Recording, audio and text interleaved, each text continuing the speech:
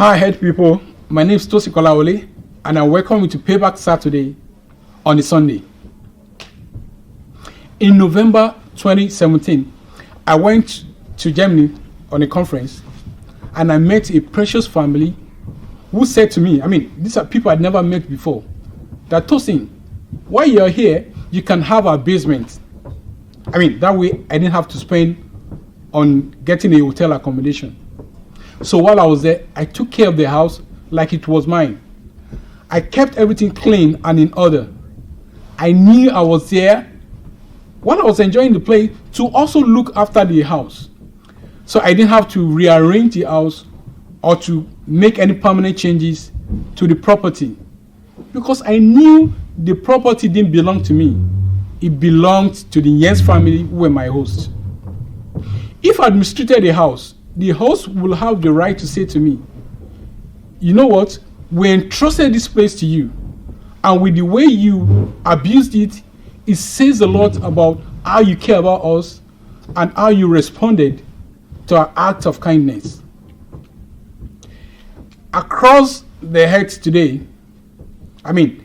depending on where you live, over 1 million people would have gone to church, and many more will be preparing to go. And even more will have professed their love to God. But when we look at the state of our environment, when we look at the pollution on the earth, the destruction of the forest, the pollution of the water, for me, it's hard to shrug it off. It's hard not to question Psalm 24 verse 1, which says, the earth is the Lord's and the fullness thereof. I wonder if truly the earth is the Lord's, where is the voice of the church, and how are the Christians responding to the destruction that is ongoing? I must admit some churches are exercising leadership, but we need to do more to prove that the earth is the Lord's through our lifestyle and through doctrines that cause our consciousness to be good users of the earth's resources. You and I are sojourners on our earthly pilgrimage. How we use our environment is a reflection of how we love the creator of the earth and the owner of all that we see. If you truly believe that the earth is the Lord's, then let it show in the way you use your environment. And it starts with what you do with the next plastics that comes your way. With our plastic pollution, we're leaving a legacy of destruction for innocent generation who are coming in the future.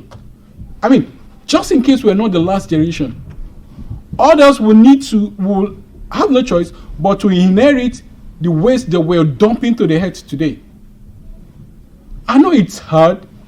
I know our lives are wrapped around plastics, but it requires discipline in saying no, because there was a world without plastic. There was a time we didn't have to use plastic, and people of previous generations survived.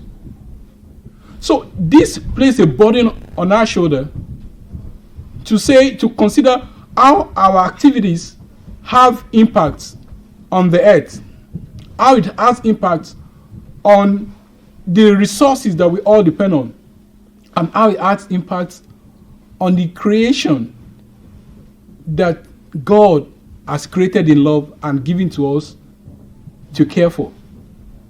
So what's your thoughts about this?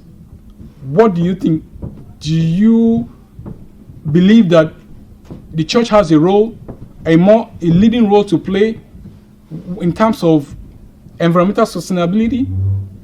Whatever it is, if you agree with me or you disagree, I long to hear from you.